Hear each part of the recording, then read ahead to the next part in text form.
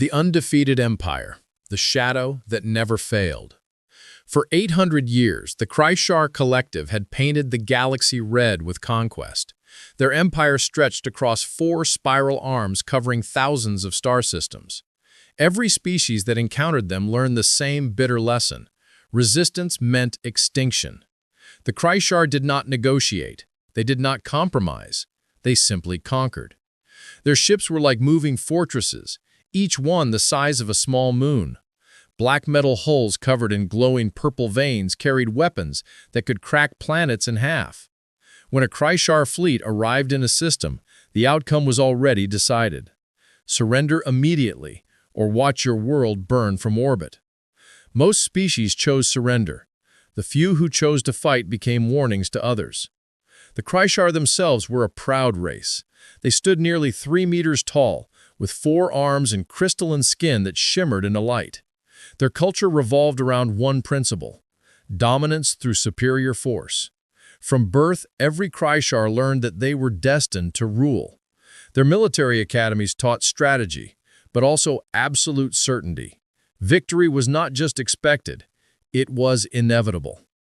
The perfect record. High Commander Zarthax stood in the war room of the flagship Eternal Conquest, reviewing the latest reports. Before him floated holographic displays showing the Empire's borders. Each dot represented a conquered world. Each line represented a defeated fleet. There were thousands of them. "Another successful campaign, Commander," said his second officer, Velnor.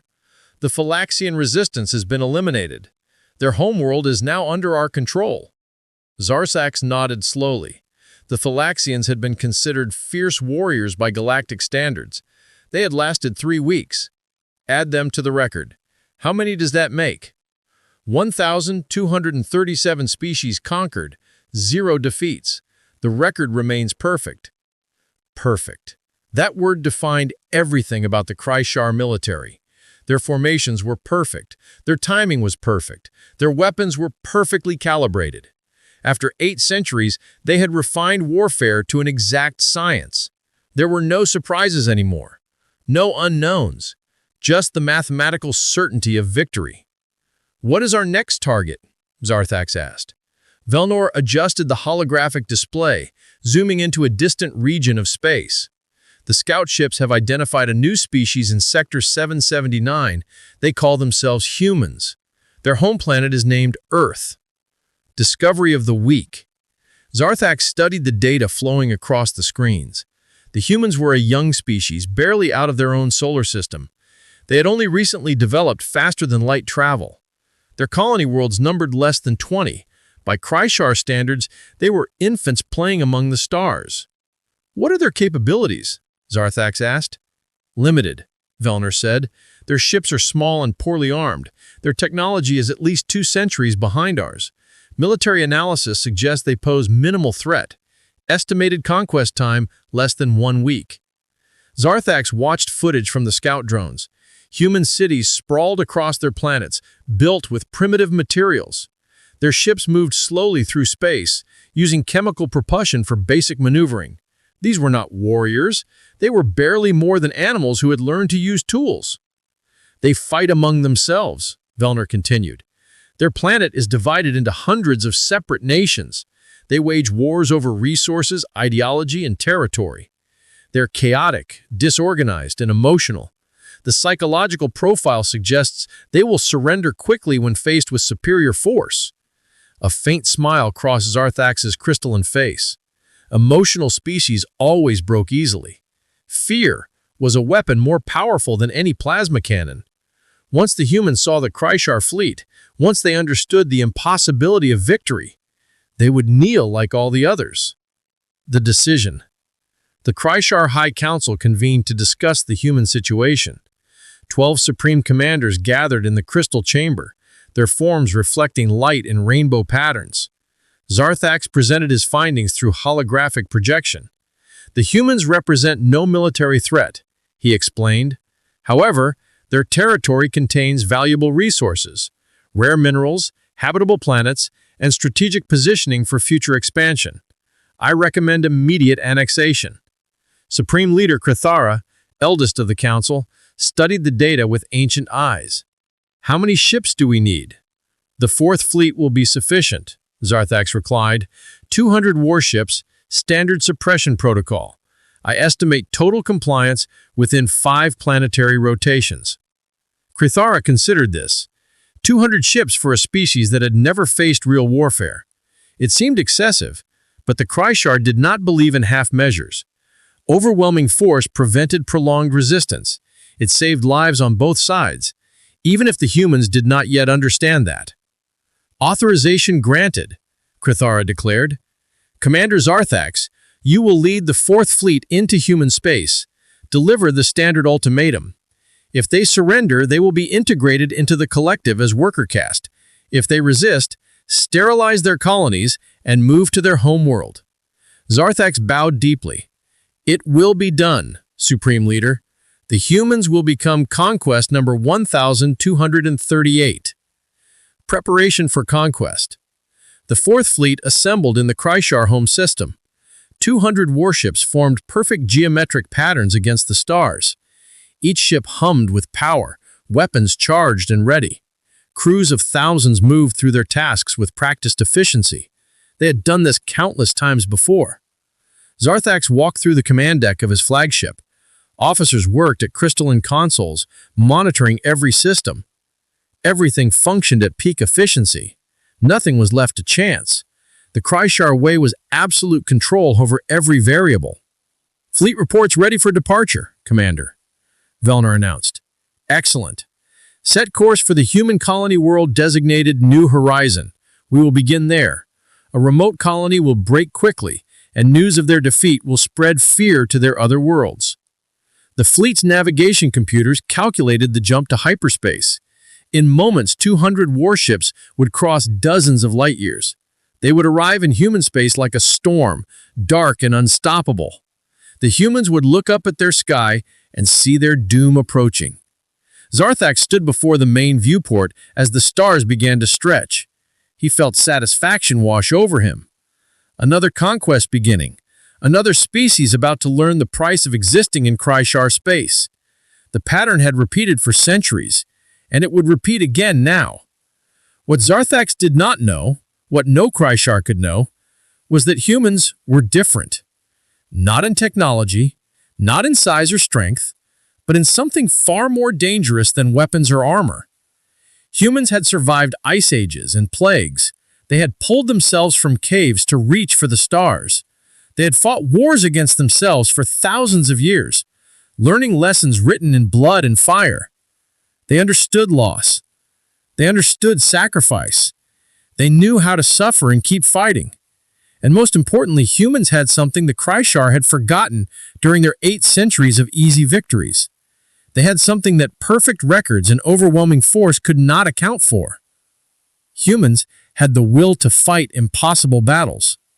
As the Kryshar fleet jumped to hyperspace, heading towards what they believed would be conquest number 1238, the humans on New Horizon went about their daily lives.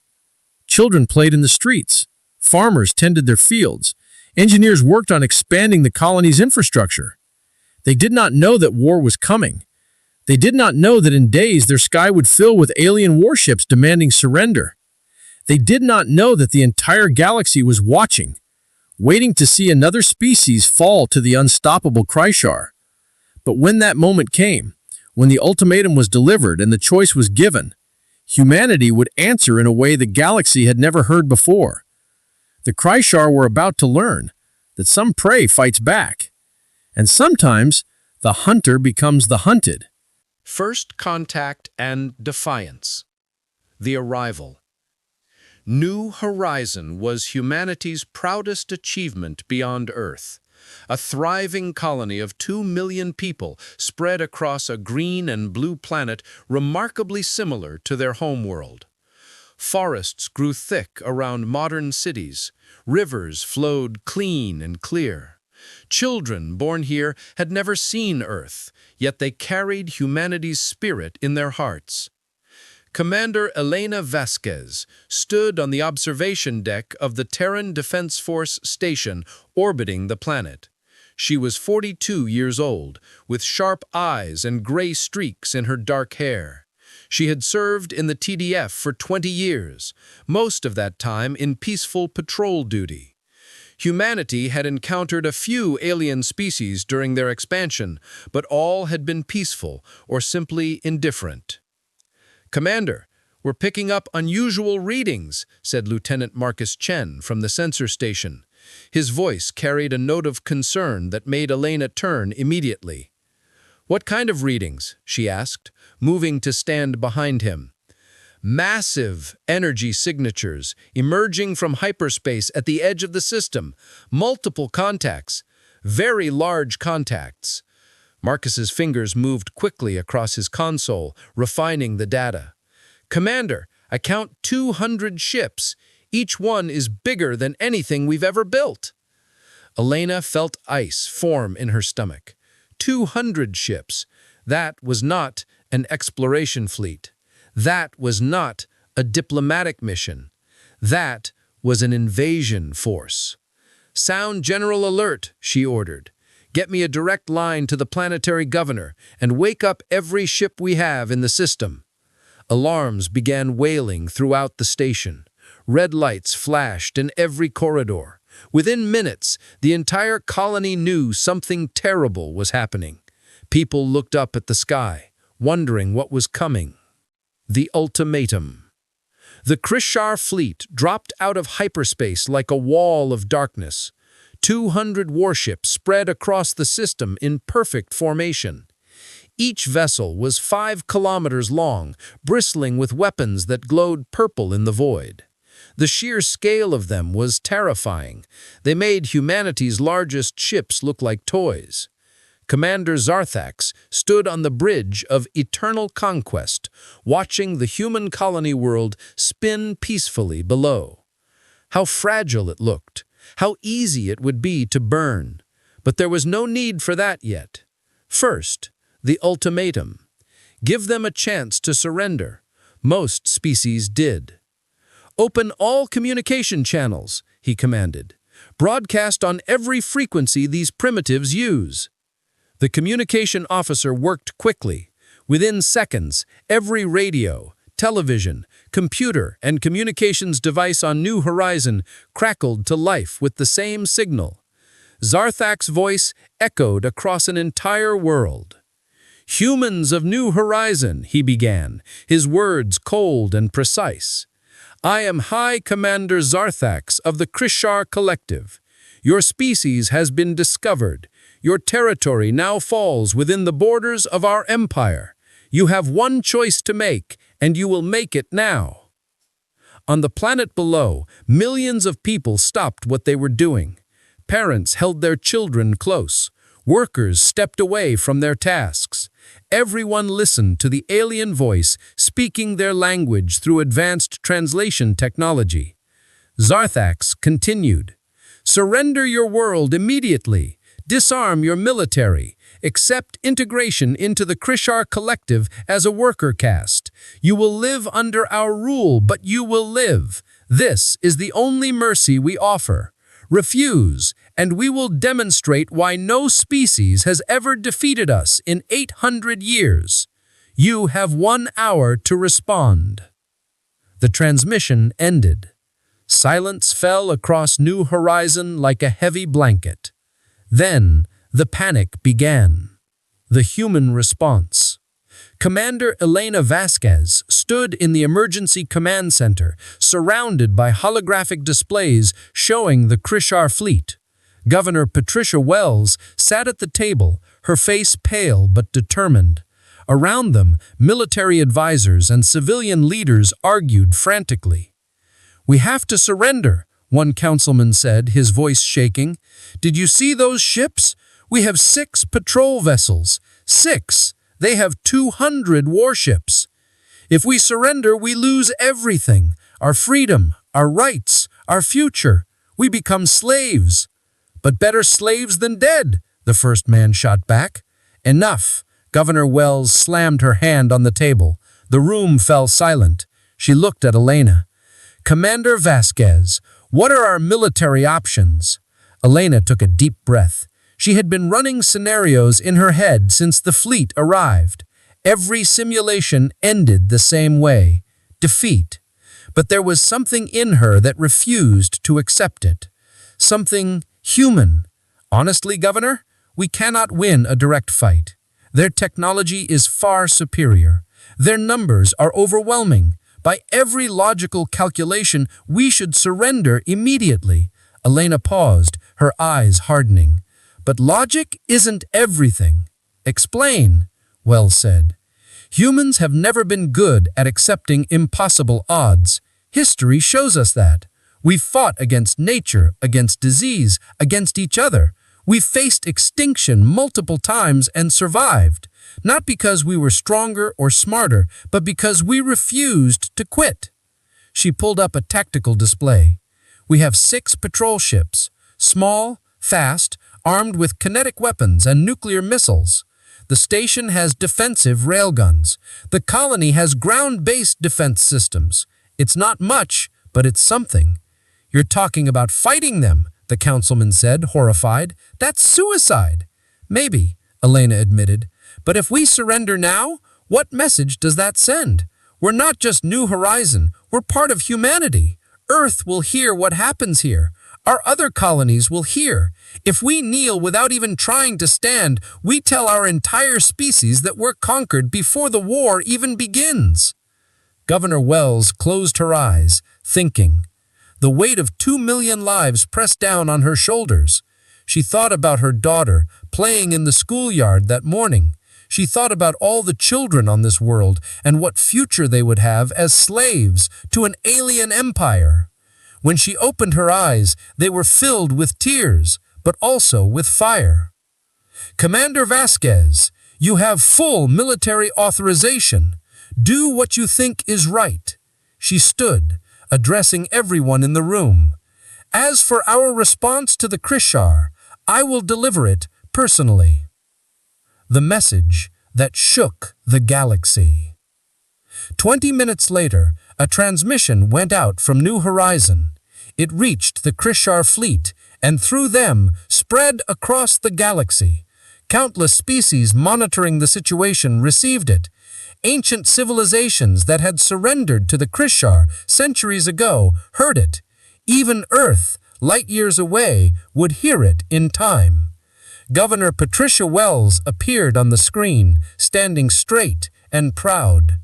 Commander Zarthax of the Krishar Collective, I am Governor Patricia Wells of New Horizon. I speak for 2 million human beings who have built lives on this world. I speak for children who were born under these skies. I speak for families who have worked and dreamed and loved on this planet we call home. Her voice was steady, clear, and strong. You offer us slavery or death. You expect us to kneel before your fleet and accept our fate. You expect us to surrender because you are many and we are few, because you are powerful and we are weak, because you have never been defeated.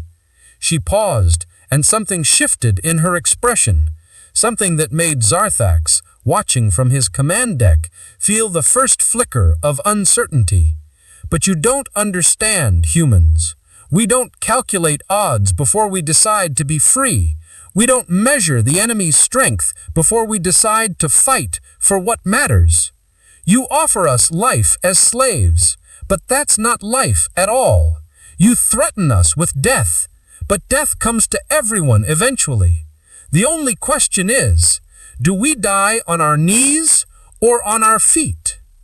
So here is our answer, Commander Zarthax.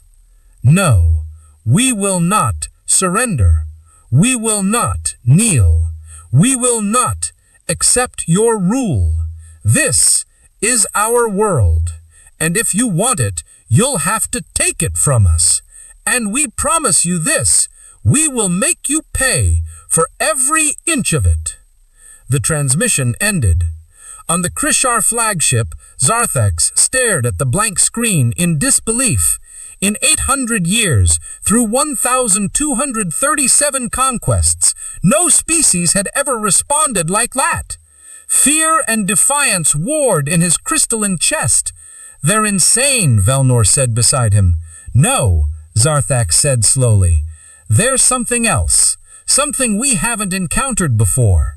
He turned to his weapons officer. "Target their military installations. Prepare to